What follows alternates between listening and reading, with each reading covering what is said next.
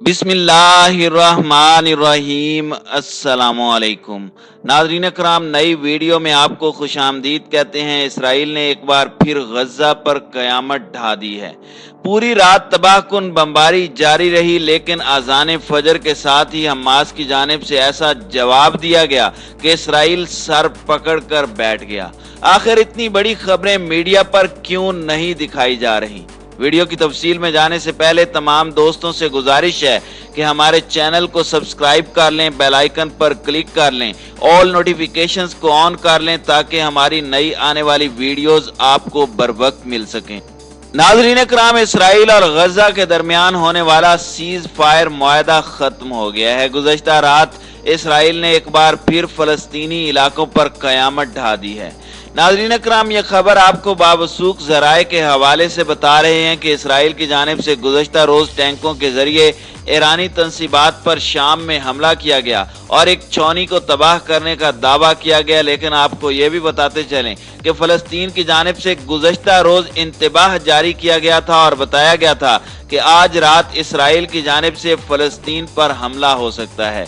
लोगों ने इस बयान को सीरियस नहीं लिया था, लेकिन पाकिस्तानी वक्त के मुताबिक रात 1 बजे इसराइल की जानिब से खान यूनिस पर इसराइली बमबार तैयारों से 2 बड़े धमाके किए गए। इन धमाकों के थोड़ी ही देर के बाद अल कस्साम ब्रिगेड के फौजी अड्डे पर भी हमला किया गया, जो तकरीबन रात 2:30 बजे के करीब किया गया। इसके बाद रात 3:30 बजे तक हमास की तरफ से खामोशी छाई रही। फिर यकायक इसराइल में हमले के सायरन सुनाई देने लगे और 3:30 बजे के करीब हमास की गन्स ने अपने दहाने खोल दिए। हमास की जानिब से यह हमला एक बड़ी ही मंसूबा बंदी के साथ किया गया, सिर्फ ये चेक करने के लिए कि गजा के करीब इसराइल के तैनात किए गए आयरन डोम की तरफ से कितना क्विक रिएक्शन आता है। लेकिन आयरन डोम खामोशी से सोया रहा और इसके साथ ही सुबह 4 बजे हमास ने एंटी एयरक्राफ्ट गन्स के जरिए गजा के इलाके में दाखिल होने वाले इसराइली बमबार तैयारों को निशाना बनाया। इसराइली बमबार तैयारे तो बच निकलने में कामयाब हो गए, लेकिन हमास की एंटी एयरक्राफ्ट गन्स का निशाना एक इसराइली बमबार ड्रोन बन गया, जिसे कामयाबी से निशाना बनाते हुए तबाह कर दिया गया। हमास की जानिब से जो जवाबी कार्रवाई की गई, उसमें इसराइली ड्रोन के तबाह होने से इसराइल बुरी तरह से सटपटा गया। इसराइल की जानिब से हालिया दिनों में की जाने वाली पै दर पै कार्रवाइयों पर हमास की जानिब से बज़ाहिर खामोशी नजर आ रही है, लेकिन यूं लगता है कि हमास की जानिब से मुंह तोड़ जवाब देने के लिए कोई बड़ी तैयारी की जा रही है। इस वक्त नौ मुंतखब इसराइली वजीर आजम बुरी तरह से नाकाम हो चुके हैं और सेहूनी वजीर आजम बेनेट ने जिन मजमूम मकासद के लिए फ्लैग डांस रैली का इनेकाद करवाया था, वो भी अपनी मौत आप मर चुकी है। इसराइल के हालात अंदरूनी तौर पर बहुत ज्यादा खराब हो चुके हैं और सियासी निज़ाम में इख्तलाफ और खलीज इस वक्त शुरू हुई जब नफ्ताली बेनेट और गैलेड ने लिक्विड पार्टी से अलग होकर एक नई पार्टी की दाग बेल रखी। इसराइल की नई तश्कील पाने वाली काबीना में मुतजाद और मुतहारिब गिरोह इकट्ठे हुए हैं, जिससे देर या जल्द या बदेर बाहमी इख्तलाफात मजीद उभर कर सामने आएंगे। हालिया दिनों में इसराइली हुकूमत की जानिब से की जाने वाली जारहाना हमलों का सिर्फ और सिर्फ एक मकसद तो अपने अंदरूनी मामलात से अवाम की तवज्जो हटाना है, ताकि बॉर्डर पर कशीदगी की वजह से हालात दब जाएं, जिस तरह से नेतन्याहू की जानिब से किया गया था। लेकिन नेतन्याहू की तमाम कोशिशें नाकाम हुई और बिलाखिर उसे वजारत उज़्मा की कुर्सी से हाथ धोने पड़े। नाज़रीन कराम, आज जिहाद इस्लामी फ़लस्तीन के सीनियर रहनुमा खालिद मशअल की तरफ से एक बड़ा अहम बयान सामने आया, जिसमें उन्होंने कहा कि खित्ते के 5 अहम कायदीन ने बैतुल मक़दस के दिफा के ऐलान की आमादगी का इजहार कर दिया है। उन्होंने कहा कि 5 ममालिक सेहूनी हुकूमत के खिलाफ जंग में शामिल होने और कुदस शरीफ की खातिर जंग की इलाकाई कमान संभालने के लिए तैयार रहे।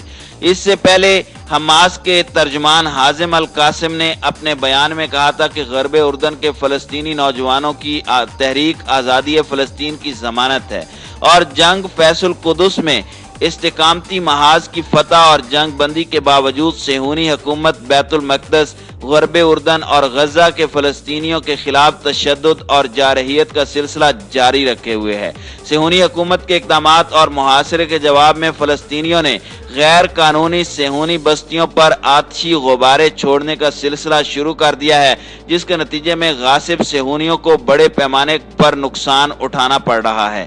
جہاد اسلامی کی جانب سے جو بیان سامنے آیا ہے کہ 5 ممالک اسرائیل کے خلاف یعنی پورا خطہ اسرائیل کے خلاف جنگ لڑنے کے لیے تیار ہے، وہ 5 ممالک کون کون سے ہیں جنہوں نے اس جنگ کی کمان سنبھالنے کا اعلان کیا ہے؟ اس کے بارے میں انہوں نے حتمی طور پر کچھ نہیں بتایا، لیکن اس میں حزب اللہ لبنان، جارڈن، مصر، شام اور ایران ہو سکتے ہیں۔ شاید اسی وجہ سے اسرائیل کی جانب سے کی جانے والی جارحانہ کارروائیوں کے جواب میں میزائل یا راکٹ نہیں برسائے جا رہے، صرف سیلف ڈیفنس کیا جا رہا ہے۔ ابھی تک جو اطلاعات موصول ہوئی ہیں اس کے مطابق غزہ میں کافی زیادہ نقصان کے خدشات ظاہر کیے جا رہے ہیں، تاہم حتمی طور پر اس کے حوالے سے کوئی خبر سامنے نہیں آئی۔ ناظرین اکرام، آنے والے چند گھنٹوں میں یہ فیصلہ ہو جائے گا کہ حماس کی جانب سے اسرائیل کو کس طرح سے جواب دینا ہے۔ اس وقت اسرائیلی فوج اور شہریوں کا مورال بری طرح سے گر چکا ہے۔ اسرائیل کے خلاف جنگی جرائم کی تفتیش ہو رہی ہے اور اسرائیل کی کوشش ہے کہ کسی طرح سے معاملات کو دبایا جائے۔ ایران پر 2015 کے جوہری معاہدے میں واپسی اور پابندیاں بالکل ختم ہونے کے قریب ہیں اور ایران چاہتا ہے کہ وہ ابھی براہ راست کسی جنگ میں نہ کودے۔ اسی وجہ سے ایران کی جانب سے صبر و تحمل کا مظاہرہ کیا جا رہا ہے اور حماس اور حزب اللہ کو بھی کنٹرول میں رہنے کے لیے کہا گیا ہے کہ جیسے ہی پابندیاں ختم ہوتی ہیں تو اس کے بعد ایران بھرپور طریقے سے اسرائیل کے خلاف جنگ میں ان کی مدد کر سکے گا۔ اسی وجہ سے ایران کی فوجی چونی پر ہونے والے شام میں حملے کا بھی جواب ایران کی جانب سے بظاہر نہیں دیا گیا، لیکن یوں سمجھ لیجئے کہ یہ اسرائیل کی جانب سے ڈالی جانے والی وہ کمیٹی ہے جو کسی وقت بھی بڑے ہی تباہ کن انداز میں نکلے گی اور اس کے بعد اسرائیل کا صفحہ ہستی سے مٹنا لکھا جا چکا ہے۔ ناظرین اکرام، 17 جون جمعرات کی رات حماس کی جانب سے ہونے والے آتشی غباروں کے حملوں کے جواب میں غزہ پر بمباری کا اسرائیل نے جواز پیش کیا ہے۔ اسرائیلی حملے اتنے زوردار تھے کہ غزہ سٹی میں بھی اس کی آوازیں سنائی دیں، تاہم یہ واضح نہیں ہو پایا کہ اس میں کتنا جانی اور مالی نقصان ہوا ہے۔ حماس کی جانب سے غزہ میں بہت سے ایسے کارکنان کو جمع کر لیا گیا ہے جو گزشتہ چند روز سے آگ بھڑکانے والے غبارے اسرائیل میں مسلسل بھیج رہے ہیں اور اسرائیل اس کا جواب فضائی حملوں سے دے رہا ہے اور انہیں جاری رکھنے کی بات بھی اس نے کہی ہے۔ اسی وجہ سے جنگ بندی کا معاہدہ خطرے میں پڑ سکتا ہے۔